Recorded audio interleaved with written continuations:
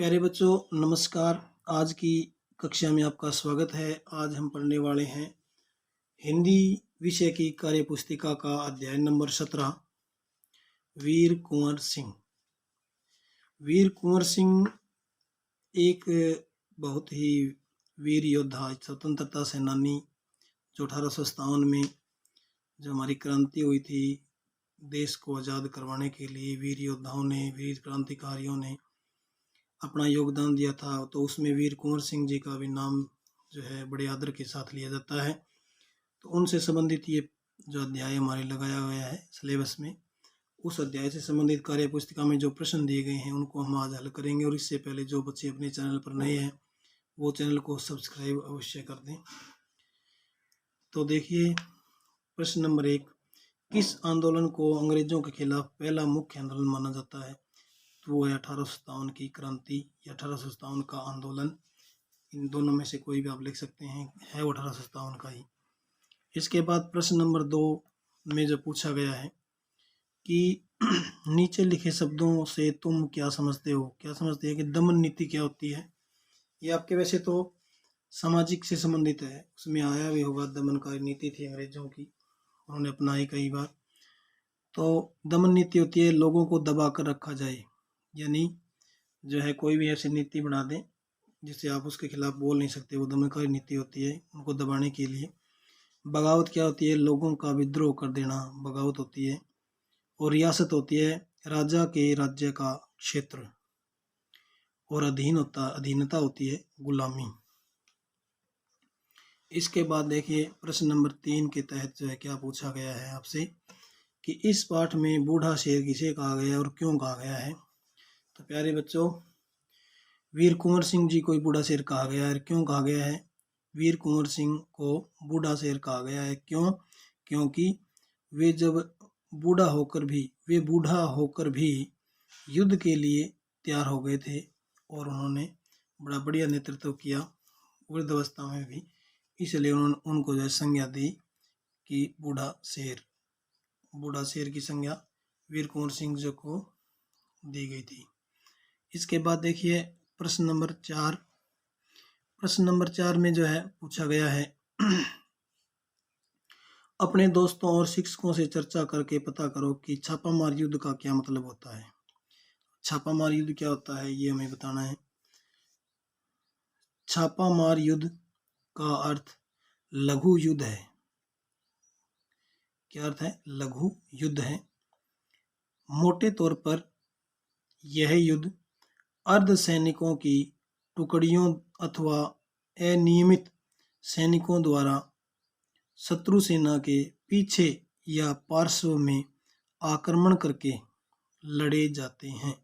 यानी कोई सैनिकों की टुकड़ी हो, वो शत्रु सेना के जो सैनिक होते हैं उसको पीछे से एकदम से जिस प्रकार से छापा मारा जाता है उसी प्रकार छापा मार के हमला कर देते हैं, जिससे जो है शत्रु सेना के सैनिकों को संभलने का मौका भी नहीं मिलता और वो हार जाते हैं।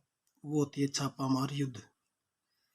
तो इसमें आप इस प्रकार से लिख सकते हो। इसके बाद देखिए प्रश्न नंबर 5। पांचवा जो प्रश्न है उसमें ये पूछा गया है कि 1857 की क्रांति के मुख्य नेता कौन कौन थे? सूची बनाओ। नेता बहुत थे, काफी नेता थे, लेकिन जो मशहूर नेता हुए हैं कि ये थे, उनके नाम भी इसमें पूरे नहीं आए। देखो लिख देना आप, और भी लिख सकते हैं इसमें। मैंने लिखे मंगल पांडे, झांसी की रानी लक्ष्मीबाई, नाना साहब, तात्या टोपे, वीर कुंवर सिंह, राव तुलाराम, बहादुर खान, अहमदुल्लाह और बख्त खान, बेगम हजरत आदि अनेक वीर योद्धा मुख्य नेता इसके थे। इसके बाद देखिए दिन शब्द का उल्टा अर्थ होता है, उल्टा अर्थ देने वाला शब्द है रात। एक दूसरे से उल्टा अर्थ देने वाले शब्दों को विपरीतार्थक या विलोम शब्द कहते हैं। नीचे लिखे शब्दों का विलोम ढूंढना है हमें। जैसे मिलना होता है बिछुड़ना, अंतिम का होता है आरंभ या शुरू, फैलना जो शब्द है उसका विलोम होता है सिकुड़ना, और विजय का होती है हार, विलोम। इसके बाद आगे प्रश्न नंबर 7 में जो है पूछा गया है कि क्या कारण था कि कुंवर सिंह के पिता बचपन में उनकी ठीक से देखभाल नहीं कर सके। तो पाठ पढ़ के देखना। उसको में कारण है कि पारिवारिक उलझनों के कारण पिता उनकी बचपन में ठीक से देखभाल नहीं कर सके। क्या कारण?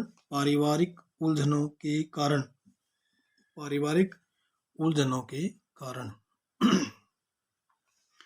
इसके बाद आगे जो है प्रश्न नंबर 8 में पूछा गया है कि गुप्त बैठकों की योजना बनाने के लिए कुंवर सिंह ने किस मेले को चुना था। तो ये बिहार के प्रसिद्ध सोनपुर मेले को चुना जो हाथियों की खरीद और बेच के लिए लगता था। वहां पर जाकर के वो गुप्त बैठक करते थे ताकि किसी को शक ना हो। आगे क्या है, तुम्हारे अनुसार कुंवर सिंह ने अपनी गुप्त बैठकों की योजना बनाने के लिए मेले को क्यों चुना था। तो योजना गुप्त रहे और किसी को भी शक ना हो, इसके लिए इन्होंने मेले को चुना गुप्त योजना बनाने के लिए। इसके बाद देखिए प्रश्न नंबर 9। प्रश्न नंबर 9 में जो है क्या पूछा गया है, एक कविता दी गई है छोटी सी। क्या कविता है कि मंदिर मस्जिद गिरजाघर में बांट दिया भगवान को, धरती बांटी सागर बांटा मत बांटो इंसान को। क्या करना है इसमें हमें, ऊपर दी गई कविता में क्या क्या बातें कही जा रही है वो लिखना है हमें। कहा गया है कि मानव ने भगवान को भी मंदिर मस्जिद और गिरजाघर में बांट दिया है, धरती और सागर भी बांट दिया, परंतु मानव को न बांटो। सब कुछ बांट लिया लेकिन मानव को आप ना बांटो, ये शिक्षा इसमें दी गई है। इसके बाद देखिए प्रश्न नंबर 10। इसमें जो है अपने जिले राज्य के किसी एक स्वतंत्रता सेनानी के बारे में लिखना है। तो मैंने हरियाणा राज्य का जो स्वतंत्रता सेनानी है, हमारे राज्य के स्वतंत्रता सेनानी कौन हुए? राव तुलाराम, एक बड़े स्वतंत्रता सेनानी थे। वे रेवाड़ी जिले से संबंध रखते हैं। 1857 की क्रांति में उन्होंने रेवाड़ी से बढ़ चढ़कर भाग लिया था और बाद में वो जो है आगे देखिए। और आप इस प्रश्न के में जो है कोई और क्रांतिवीर का नाम लिखते हैं तो आप उनके बारे में लिख सकते हैं। आगे है किसी देशभक्ति गीत की 4 पंक्तियां लिखो। तो ये प्रत्येक बच्चे की जुबान पे ही देशभक्ति गीत। ओ मेरा रंग ते बसंती चोला, मेरा रंग ते बसंती चोला, दम निकले इस देश की खातिर, बस इतना अरमान है, एक बार इस राह में मरना 100 जन्मों के समान है, देश के वीरों की कुर्बानी में अपना दिल भी बोला, मेरा रंग दे बसंती चोला। ये गीत आप इसमें लिख देना। अन्य कोई गीत आपके पास हो जो देशभक्ति का हो तो वो भी आप इसमें लिख सकते हैं। इसके बाद देखिए प्रश्न नंबर 12। प्रश्न नंबर 12 में क्या दिया हुआ है कि एक कहानी दी हुई है। ऊंट और सियार 2 दोस्त थे, दोनों जंगल में साथ साथ रहते थे। एक दिन दोनों घूमते हुए माली की बाड़ी के पास पहुंच गए। बाड़ी में फल और सब्जी लगी हुई थी। उनको देखकर दोनों के मुंह में पानी आ गया। माली को सोया हुआ देखकर दोनों अंदर घुस गए और खाना शुरू कर दिया। सियार ने खरबूजा ककड़ी तरबूज खाकर झट अपने छोटे पेट को भर लिया, लेकिन ऊंट तो बेल और पत्ते खा रहा था। अभी ऊंट का पेट खाली था। सियार ने ऊंट के साथ मजाक करने की सोची और कहा कि दोस्त, मेरा तो आज चिल्लाने का मन हो रहा है। इसके बाद क्या हुआ कि साथ ऊंट ने कहा, अभी मत चिल्लाओ, मेरा पेट अभी खाली है। सियार ने कहा, मैंने आज पहली बार जी भर के खाया है, इसलिए मैं तो चिल्लाऊंगा। इतना कहते ही सियार उआ उआ चिल्लाने लगा। सियार के चिल्लाते ही माली जाग गया और ऊंट को लाठियों से जोर जोर से मारकर बाहर निकाल दिया। ऊंट को नदी पर सियार मिला। नदी जोर से बह रही थी। सियार ने कहा, दोस्त, मुझे अपनी पीठ पर बिठाकर नदी पार करवा दो। ऊंट ने कहा, ठीक है।